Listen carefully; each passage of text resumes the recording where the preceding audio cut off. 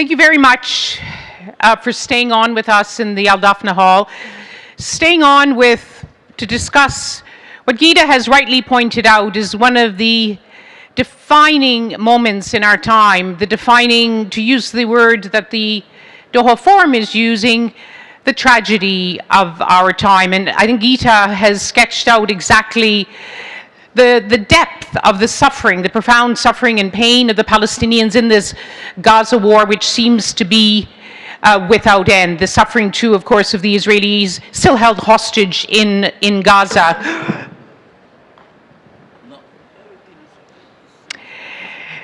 We want to use the next 45 minutes. We want to approach it not with broken hearts, but with very sharp minds, because, as you all know, it has taken, tragically, this really unprecedented moment of suffering for the Palestinians, this war triggered by the Hamas attacks that has put the Palestinian issue on the agenda as never before. There have been more legal moves, more diplomatic moves, more political moves, more attention on focusing how does the world move towards what really many believe is the only solution to this conflict, to prevent this forever war, and that is a Palestinian state. A state for Palestinians which gives them their aspirations to run their own affairs in dignity alongside Israel, peace and security for both of them. So we want to have a very constructive discussion, and we have a great panel to do that with people who are important players on all of these fronts, all of these tools and approaches that are being used now to look at how to put the Palestinian issue, not just on the agenda, but to achieve results. Sitting right next to me is the Minister of Foreign Affairs for the Republic of Colombia, His Excellency Luis Morgillo. Thank you very much for joining us. And your counterpart from Spain, the Secretary of State for Foreign and Global Affairs, His Excellency Diego Martinez Bello. And then we got one of the best legal minds in the business, and what a business it is, Blinna Crawley, who is the senior barrister, she's a Casey, senior barrister at Matrix Chambers. And we have Mustafa Barghouti, known to many of you, Secretary General of the Palestinian National Initiative, who has been raising his voice night and day throughout this war, and indeed before it began. And last but not least, Daniel Levy, the President of the U.S. Middle East Project, which is organizing this session. I'm Lise Doucette, a BBC Chief International Correspondent. I'm going to turn protocol on its head, as journalists are allowed to do. And we're going to start by looking at the tools. And I'm going to begin with Blinna. Let's just sketch out, because these are really unprecedented moves at the International Criminal Court, the International Court of Justice, what happened in the General Assembly. Never have we seen so much use of these legal tools. Could you just please sketch out for us exactly what has been achieved in recent months? Yes, of course. First of all, thank you to the Doha Forum for the invitation to speak at the conference, but also to speak on such an important topic. As Lisa said, there have been numerous legal démarches, rulings, opinions, orders over the course of the last year. It's not for want of legal processes that Israel's attack on Gaza is ongoing. It is the failure by the international community to uphold those rulings, to comply with them, and to adhere to their obligations under international law. But I'm going to set out briefly the 4 key processes that have occurred or are ongoing this year in relation to Gaza and in relation to Palestine more broadly. The first is, of course, the International Court of Justice's advisory opinion handed down in July, a seminal opinion that makes clear that Israel is occupying the Palestinian territory, that is unlawful, that it must be brought to an end as soon as possible. And the United Nations General Assembly has, of course, said that that means within 12 months of September, so by September of next year, that it is in violation of the right of Palestinians to self-determination, that the settlements must be dismantled and settlers repatriated to Israel, that the Israel is in violation of Article 3 of the Convention for the Elimination of Racial Discrimination, which prohibits segregation and apartheid, and there must be restitution and reparation for Palestinians. But equally importantly, what the advisory opinion makes clear is that third states are under an obligation not to recognize as lawful Israel's presence in the occupied territory, duty not to render aid or assistance to Israel in maintaining or entrenching its presence in the occupied Palestinian territory. Critically, a duty to distinguish in their dealings between the territory of the State of Israel and the occupied territories, and a duty to cooperate with the United Nations to bring the occupation to an end as soon as possible. So that is an absolutely critical and seminal opinion by the International Court of Justice. There have been two other cases before the International Court of Justice, two contentious cases. The first is South Africa versus Israel, in which I was instructed, in relation to which the court found that there was a real and imminent risk of prejudice to the rights of Palestinians not to be subjected to acts of genocide. And having found that risk, the court ordered 3 sets of provisional measures against Israel, with which Israel is required to comply. And they include to ensure, for example, humanitarian aid to Gaza, to allow fact-finding missions into Gaza, and to ensure that the Israeli military does not commit acts of genocide, including killing and harm. Equally seminal, but sometimes overlooked, is the case of Nicaragua versus Germany, which is critical because it looks at the obligations of third states, in particular Germany, in relation to the aid and assistance or complicity by Germany in what Israel is doing in Gaza. And whilst the court didn't order provisional measures in that case, it did make some very, very clear pronouncements. It took the opportunity to reiterate the obligations on third states under Common Article 1 of the Geneva Conventions to ensure that the Geneva Conventions are upheld even in conflicts where the state in question is not itself a party, and also the duty to prevent genocide. And what is so important and so interesting about that ruling is that the court saw it particularly important to remind states of their obligation relating to the transfer of arms to states involved in a conflict where there is a risk of violation of the Geneva Conventions or the Genocide Conventions, and the court made clear that they apply in the context of Israel's attacks on Gaza. And then finally, as you will all know, there are the arrest warrants that have rather belatedly, but at last, been issued by the International Criminal Court, including a warrant for the arrest of Benjamin Netanyahu, the Prime Minister of Israel, for war crimes and crimes against humanity, including starvation. So there is not a problem in the sense of there are legal processes, they are being implemented, they are being sought, but the difficulty is, and the critical problem that is facing not just the international institutions, but also the international legal order at present, is the failure by states to comply with those rulings and the failure by the international community to ensure that they are upheld, that has really led to a crisis point at present for international law. So you have sketched out, the word of the war has been unprecedented right from the moment. There is so much that is unprecedented about this war, and so too on the legal front. Would you agree that unprecedented, that so many of the world's top courts, so many of the sharpest legal tools the international community have been wielded, but as you've hinted, they haven't really moved the dial. They haven't achieved what they're intended to achieve, which is justice. They've been mocked, they've been ignored, the courts themselves are not recognized by all the world powers. Briefly, do you have any other legal tools in your toolbox? So I have just come here actually from the Assembly of State Parties to the Rome Statute of the International Criminal Court. It was being held this week in The Hague. It was a bleak and somber affair.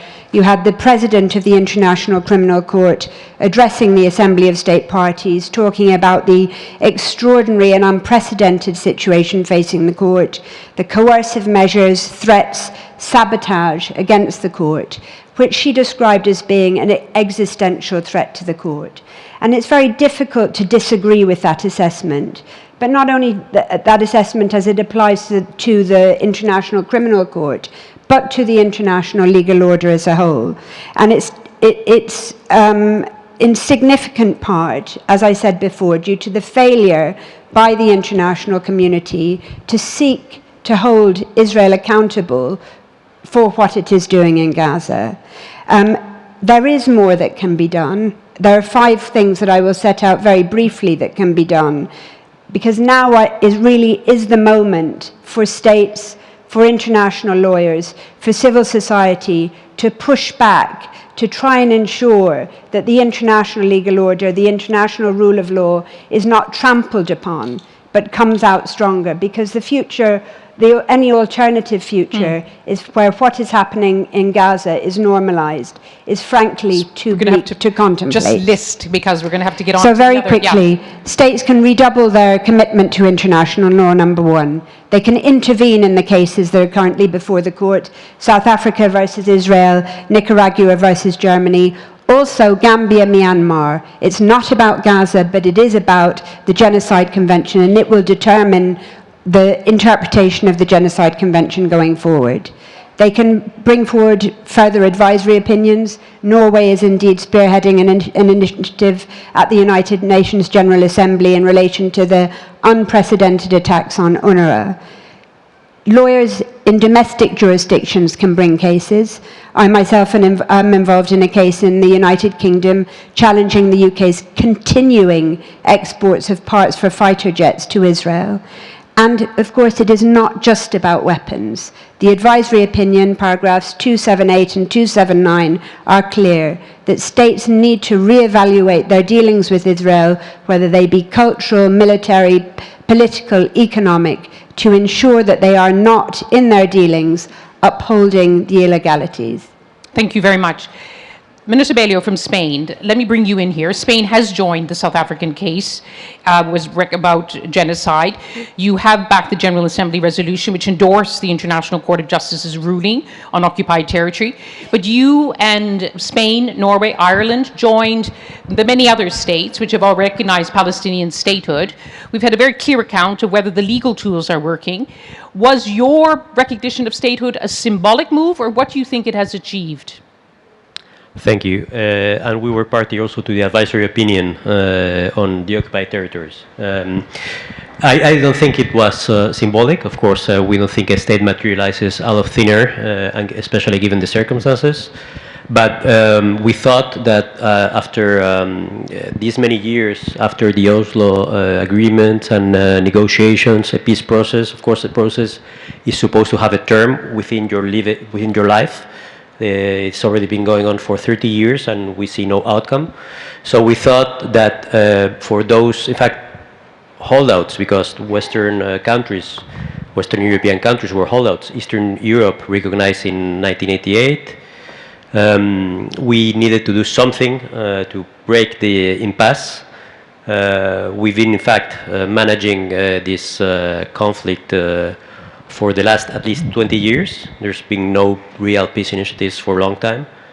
And people may have thought that this was under control until last year, and then we had the worst crisis in recent memory. It's first the number of civilians killed in Israel, the number of civilians killed in Gaza, what's going on in the West Bank, first direct attacks between Iran and Israel. So clearly the way we were doing things was an abject failure. So I understand that, and people say it's symbolic. In fact, when I hear it, we hear that even from counterparts. And when people tell you that something is symbolic or useless, I think it convinces me more of the usefulness, because if it's useless, nobody tells you, they just forget. And people keep reminding us. So we think it's useful. We think it's useful to keep the issue on the table. And when I'm speaking about the issue, is the two-state solution. And quite frankly, in October, when we started discussing this at the European level, we insisted on putting the two-state solution on statements by the European Council. And it was a really strange feeling because I've been following Middle East affairs for 20 years now. And one could feel that when Spain and Ireland and Slovenia, we started putting this on the table, some people look at us as if this were some kind of radical, strange idea. And even countries that have recognized Palestine, and countries whose position was that the end solution has to be a two-state solution, which are in fact all European countries. So we thought that it had to we had to bring a glimmer of hope first. That's for Palestinians, and also to remind people that we need to find a solution and not just ceasefire, which is very good, and I commend Qatar for all its efforts in trying to reach a ceasefire, the release of the hostages. But what we need to, I mean, in the midterm, is to move towards a two-state solution, and we all know the parameters, so there is no need to make anything up. And I think what's very simple is that we need to uphold international law, and that's all. At the end of the day, as has been repeated time and again, and in effect it doesn't have to be, at the end of the day, it's Israelis and Palestinians who will have to make peace, and Spain, like all Western powers, wants to maintain relations with the Palestinians and with Israel. The then Foreign Minister Israel Katz said thank you for the service to Hamas. They called it anti-Semitic. How do you balance, at the same time that you need to send a very strong signal of the recognition of the aspirations of Palestinians, but you also have to work with Israel to achieve that. So how hard a diplomatic juggling act is that? Yes, on anti-Semitism, we have the Spanish government has a very active policy against anti-Semitism. We are absolutely implacable against anti-Semitism, xenophobia, Islamophobia, whatever. So this is, there's a study by the University of Tel Aviv that in 2023, Spain was the country with the least number of anti-Semitic incidents as compared to the population. So the Jewish population in Spain is relatively small, but that's compared to the population. So, and I don't think that's the link to the fact that we've taken this position on defending also the rights of Palestinians. We don't feel, I mean, I said before, we're not taking sides. We are defending international law, international values, what, I mean, many countries, and in any case, all European countries say they defend. So we are doing in practical terms. We've done it with recognition. We've done it by defending funding for Palestine, for UNRWA, condemning the laws from the next set. And so this is not taking sides against Israel, and I'm deeply convinced that the two-state solution is the best road ahead for the security of Israel as well. And we just have to see what happened in October 7th to see that the current path does not bring security to Israelis. Good. So the recognition that was granted by the European states then brought the number in the General Assembly 146 out of 193. And of course, I think, Your Excellency, Minister Mrigi, some of you might say, well, what took you so long? You know, we've recognized them long ago. And Colombia has been one of the countries which has gone even further. You came out and said bluntly, what's happening in Gaza is a genocide. You cut diplomatic relations with Israel. You stopped your trade, your military trade. What do you think is being achieved by even taking a harder line on than your Spanish counterpart? Thank you for this opportunity and to participate in this with this distinguished panelist. Why did it took so long? It's like we recognized the Palestinian state in 2018. If you have a resolutions from the UN that say that you have the two-state solution, you have to recognize the Palestinian state. It seems logical within the diplomacy of sincerity. We promote the diplomacy that is diplomacy for peace, to promote life, and you promote life when you protect the human rights of people and their dignity. And that's what President Petro has been saying. He said that before the October 7th at the UN, asking for a conference to talk about the Palestinian questions. But we need, obviously, to recognize that what is happening is a genocide. He said that first. Why? We need to remind the numbers. More than 45,000 people are being killed, assassinated, including babies, in the 21st century. that people, all the world is seeing. It's the first time that the world is seeing how the genocide is happening. And we need to say that straightforward. It's happening. More than 100,000 people also have been wounded. Here we heard this morning the journalists that have nothing to do with this conflict, just to inform. Humanitarian workers. We are seeing how hunger has been weaponized. And we are creating, in a high hypocrisy way, some alliance to fight hunger, when hunger has been weaponized within the eyes of everybody. That in the 21st century, we cannot allow to happen. And this is what Colombia is saying. 70% of those assassinated have been women and children. So that's the fact. That's the fact. That fact is challenging the rule-based international order. That's the preoccupation of Colombia. That could happen in the future to us when the international system have been unable to implement their own decisions. When one state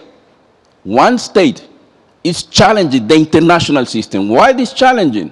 Because there are and you mentioned that, there are third states that are supporting that genocide. That cannot happen. So what do you... In the 21st century, let me continue. And this is the legal order that have been challenged. What countries can do is some state is not behaving in the way it should to defend the rights and dignity of any person, human being. So what Colombia is doing? First, to say things as they are in a potent way. It's a genocide. Second, to take the measure that Colombia can take. We don't have the power of the global north. We don't have the money or the weapons or the political possibilities of create coalitions. But at least what we can do is cut relations with those who are not behaving in a way it should behave in the 21st century. And this is not against the Israeli people or the Jewish people, because they are saying that Colombian government is anti-Semita. No. There is a government of Netanyahu that is behaving in that way. We cannot allow that to happen. Second, what we did, to support any action to stop the genocide, the action of South Africa, other action that be taken at the International Court of Justice. We support the warrant of arrest, not just to the Israeli leadership, but also Hamas. They behave in a way they should not behave. So we support that at the International Criminal Court. We support the pronouncement of the UN.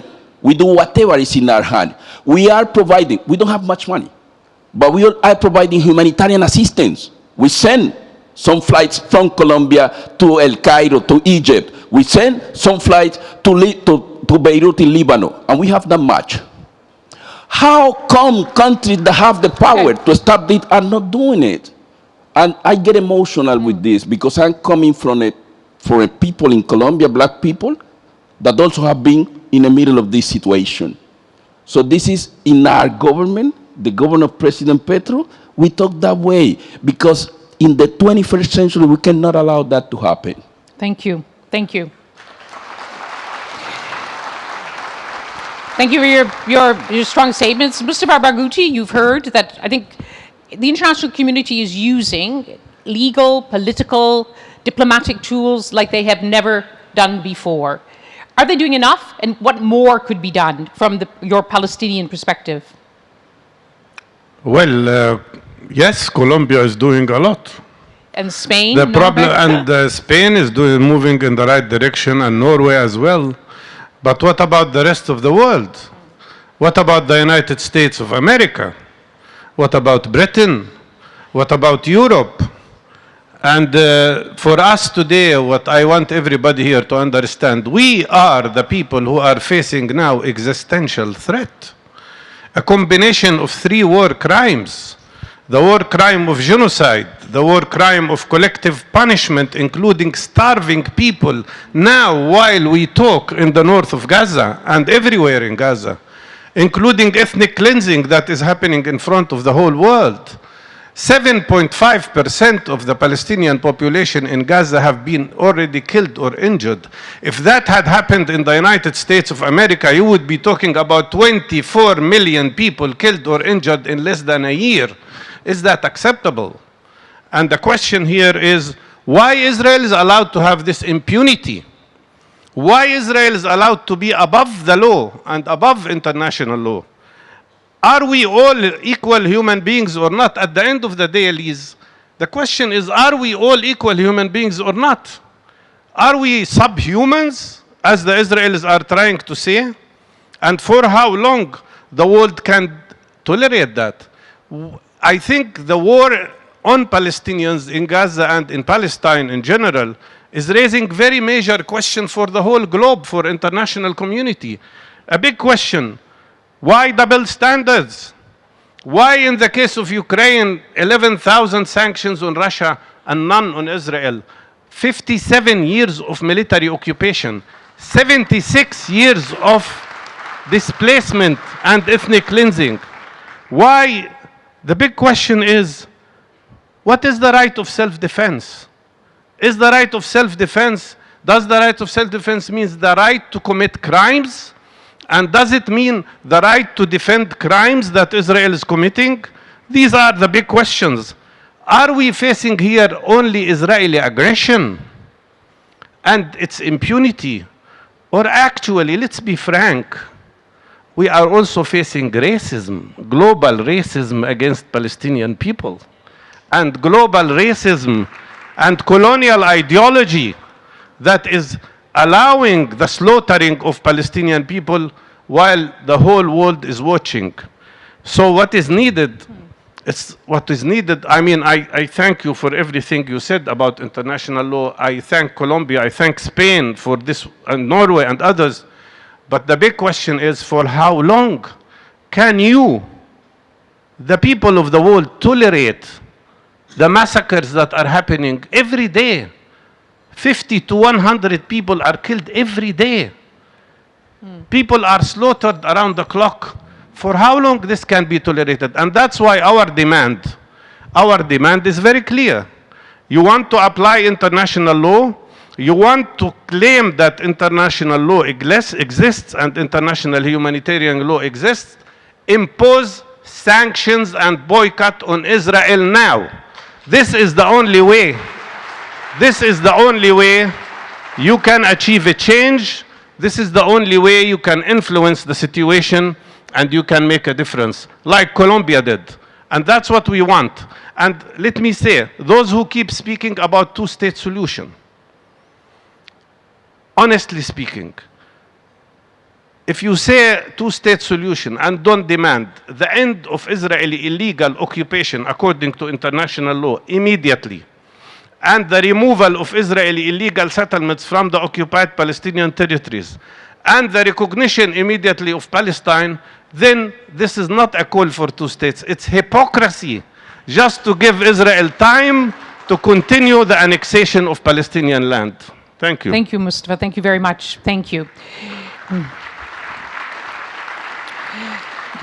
Daniel Levy, I know you're not here to speak on behalf of the Israeli government, but you have a very nuanced understanding of Israeli society, which includes, well, a certain community of peace activists, which includes lawyers, which includes people who are speaking up and have very strong views about this war. Perhaps you could sketch for us about how what you see coming out of Israeli society through this war. Thank you, Liz, and it's an honor to be with these other panelists, and I strongly agree with what has been said by others on the panel today, and so I try and put that through the prism of what you asked, Liz, which is, can we connect that to what's going on in Israeli society? It is terribly depressing, the reality that there is something of a consensus, not wall to wall, but far more deep than one would like to imagine, that is not questioning what's going on in Gaza. there is a feeling that a social contract has been broken when it comes to the Israelis being held in Gaza, the indifference of the Israeli government to that is felt by many. But if I'm going to connect the threads, then what I would try and get across is, if you want to understand why the situation is so bad, yes, one goes to the history, which is long-standing.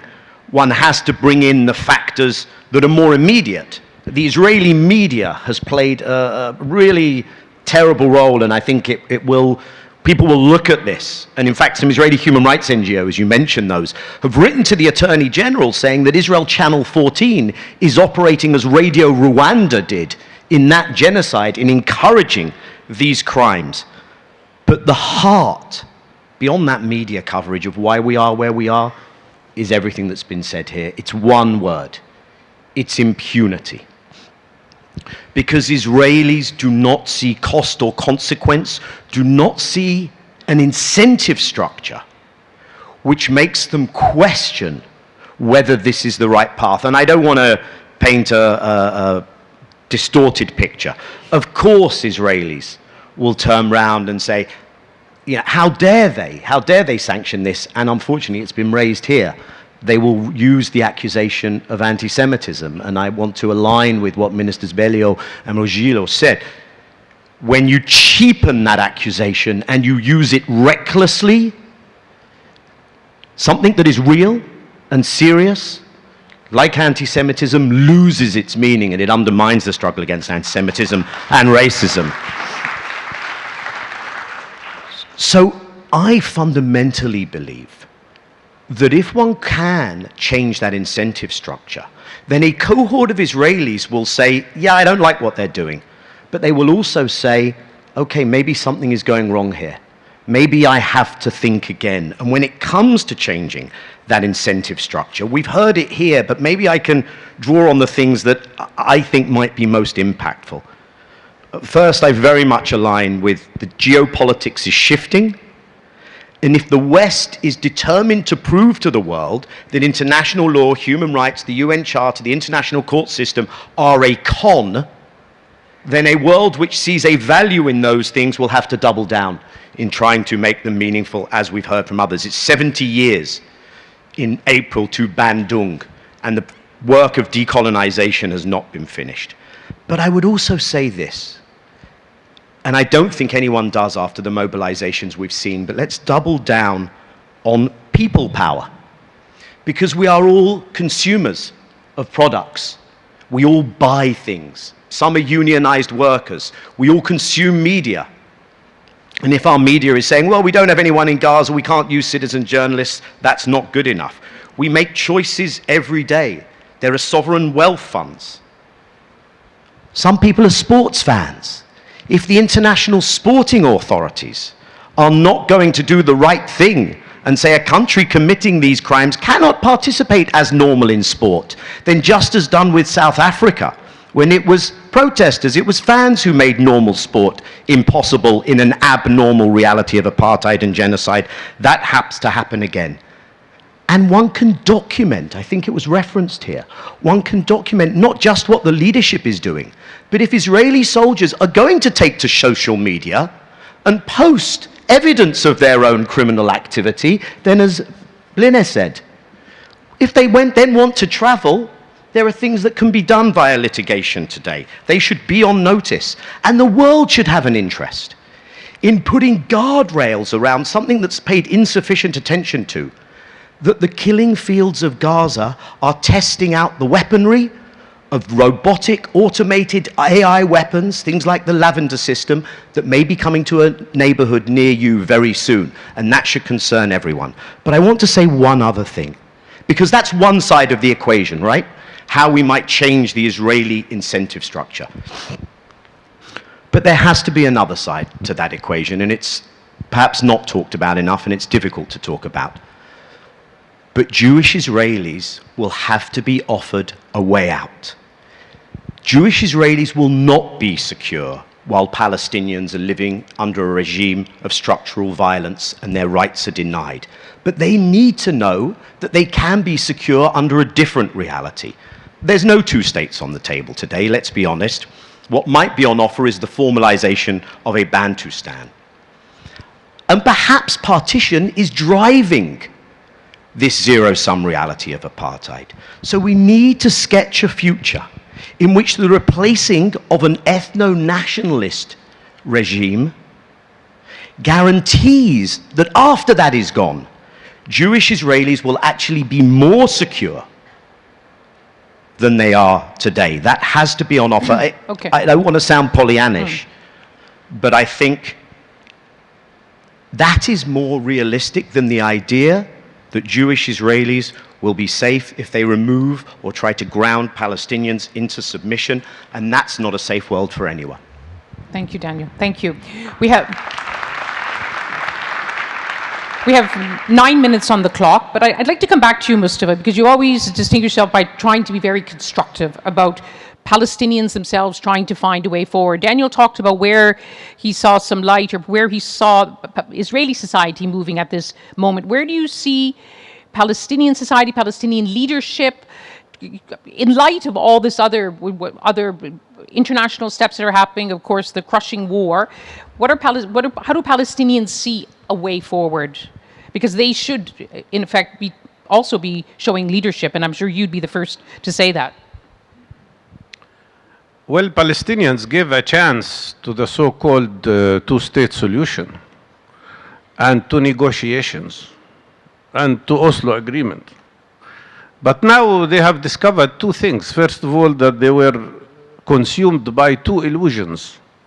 One illusion is the possibility of having a compromise, a solution of a compromise with the Israeli establishment. Israel is saying, Israel passed 4 laws. One nation state law, which says that the right of self-determination on the land of historic Palestine is exclusive for Jewish people. They just passed a law preventing a Palestinian state, in which not only the Israeli government parties voted to which, but also the opposition parties. Third, eliminating the work of UNRWA.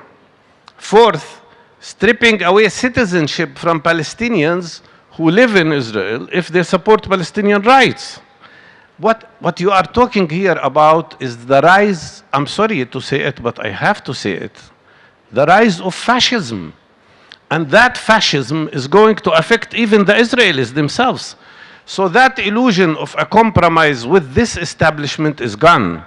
The other illusion that the Palestinian Authority followed was that the United States of America can be the mediator in achieving a solution. We found in this war that they are absolutely and totally biased to Israel. They are the ones that supplied Israel with thousands of tons of explosives. 86,000 tons of explosives were thrown on Gaza. 36 kilograms of explosives for each man, woman, and child. So I think what is happening in Palestine, what we need in Palestine, something I don't want to talk much about, we'll talk about it tomorrow, is unity.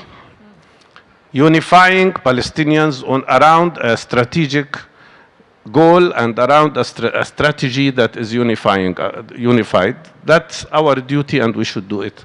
But I think now everybody realizes that what we need is an alternative program, an alternative strategy that is demanding our rights as people, not only to survive from this terrible atrocity, but also to have a future of self-determination, of freedom, of prosperity. And that cannot be achieved without struggling for our rights.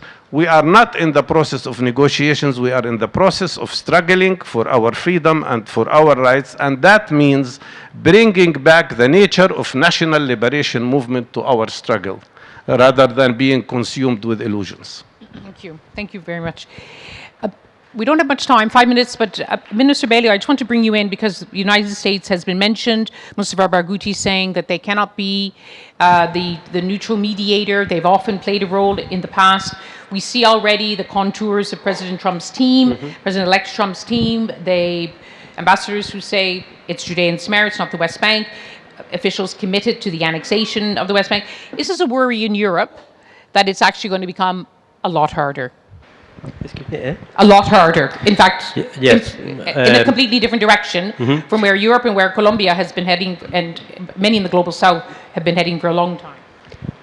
Well, we'll see what happens. Of course, there are the appointments that you mentioned. We also see that they have President-elect Trump has said that he wants to stop the war before he is inaugurated. I read that his envoy was in the Middle East these days, and they were discussing. And from what I gathered, they were open to ideas. Of course, that doesn't mean they will act upon the ideas they receive, but that means that at least they're listening. So that they're listening mode. That's positive. So let's see how this pans out from January 20th. But I think, apart from what other states do, that's predicting the future. What's important is what we can do, each country on its own. And it was mentioned before about consequences. Spain and Ireland requested for the association agreement between the EU and Israel to be reviewed to see if they are complying with their human rights obligations.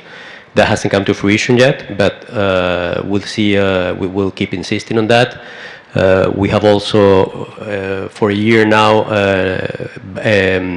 not authorized any sales of weaponry to Israel. So we are complying with one of the requests that was mentioned here.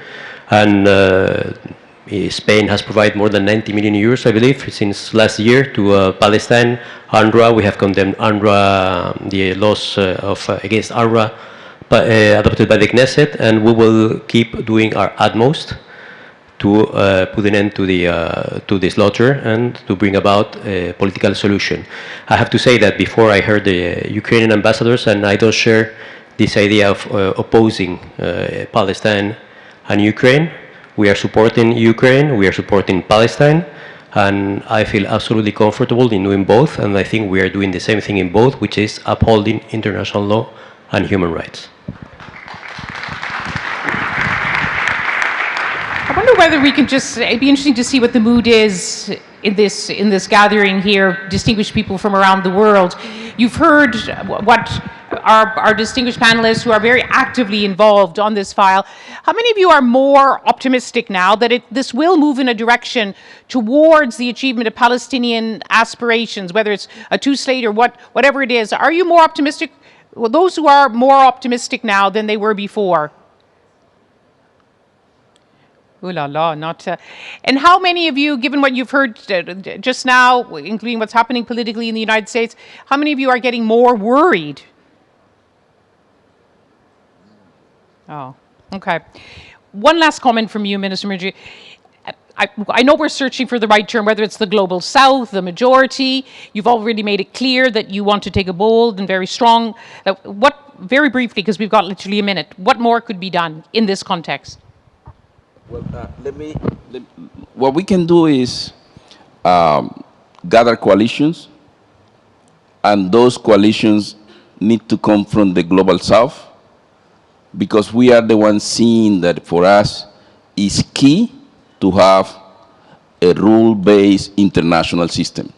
When one country is one vote, and that requires some reform of the UN system and other systems, to have the opportunity to talk in an equal setting with those from the global north, to respond to crises like the Palestinian one, Palestinian question, but we have others that have been forgotten.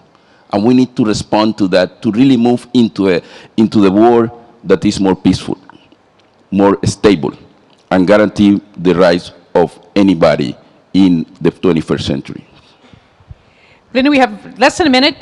Just one last word to leave with this audience who go back to wherever they come from and they have their own toolbox that they could do something. One last suggestion from you. It's very difficult not to despair, not to lose hope at the moment. These are unprecedented times. But what I would say is that none of us here have yet earned the luxury of despair, because none of us here have yet done everything there is that can be done. These are critical times, and we have to, as lawyers, as diplomats, as civil society, give everything we have to ensure that the international rule of law, that international law, that the institutions that have been established over many years, that they survive and that they are strengthened, that there is accountability, that there is parity in the application of the law to all, and that there is hope and restitution in the future.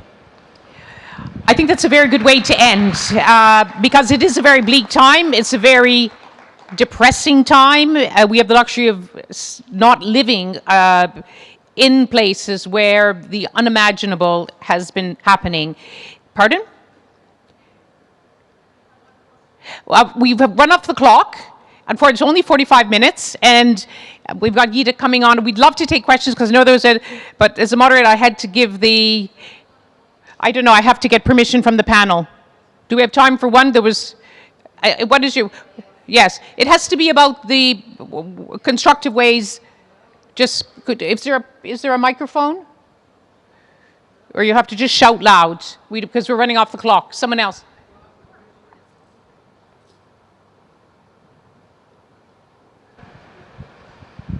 Please identify yourself in I'd love to give you more time. I'm so sorry, I couldn't prevent myself to intervene and ask a very quick question to Mr. Levy, because there is a very important thing. My name is Isra Saleh. I'm a Gazan. I'm a Palestinian Gazan. Welcome. Okay. Welcome. There is like very weird way here when we're talking about the Palestinians and the Israeli people. We believe that we are all human, and there is here nothing to do with the humanity or like making people upper than the others. My question is, who's gonna compensate for the Palestinian for all their loss? We lost a lot. I lost personally. I lost my home. I lost my country. I lost my city. I lost the souls. No one talk about the Palestinian lost. And you right now just talk about the Israeli security and how we can just secure the Israeli people, and saying that, okay, if we don't give the Palestinian their rights, we will lose the Israeli people security. Very quick. Thank you all, gentlemen. Thank you for the all ministers. Colombia, you explain more than what we will Palestinian explain, because, you know, and I'm sorry that as a believer in international law, you have to lose your belief in the international laws. So if we want to go forward to believe that there is two countries, as a Palestinian, we believe that for 70 years we saw nothing for two countries and this solution. There are people right now, they're believing more. This is like to give you some hopeful for this believing. Like how we can go more forward while you are respecting the Israeli lives and you don't respect the Palestinian lives, and you're treating them with hunger. You're fighting kids, like standing every day on the lines for just having one meal. How you're gonna secure this? How we can talk or speak in hope while we are facing all of this? We are suffering. As His Excellency mentioned, the Palestinian only, they're suffering. How you're gonna solve this? Thank you. Thank you very, very much for insisting. It was very important to hear from a Palestinian from Gaza, and we're profoundly sorry about your loss and your loss of all the people near and dear to you. Thank you very much for your intervention. And to speak on that, Daniel was asked to speak about Israeli society, and that is why he didn't speak about Palestinians. We understand your question, but I think Daniel, his record is that he speaks a lot about Palestine. But please, Daniel. What I was trying to sketch is nothing will change if Israelis, ordinary Israelis, Israel as a state, does not pay a cost for what is being done in Gaza and what has been done for decades. Nothing began on October 7th. Alongside that, you have to offer Israelis something better than actual existing Zionism and permanent occupation and violence against your people.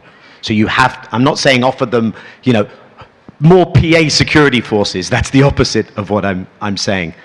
You can't change the equation if you don't address this thing. You can never get back what has been lost in Gaza. No one can ever get that back. But I would suggest that people do pursue do make it clear to the State of Israel that there needs to be restitution, compensation, that this doesn't end here.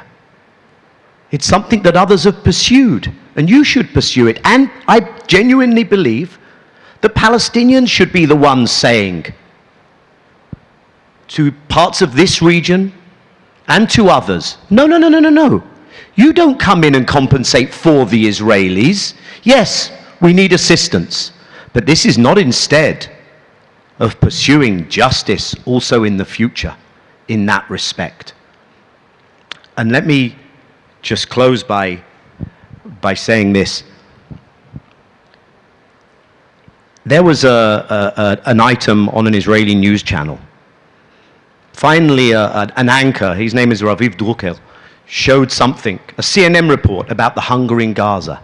There was hell broke loose that the mainstream Israeli media was actually showing for once the reality in Gaza.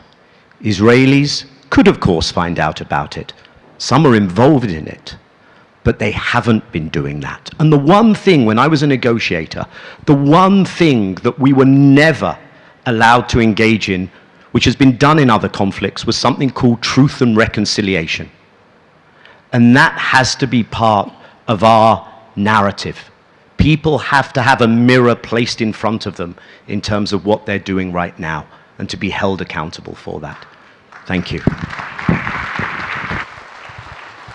Thank you very much for your question. Thank you to our panelists, and thank you to all of you for joining us at this panel. I wish I could take more questions, but I'm under pressure. I'm really, really sorry. Thank you very, very much. Thank you.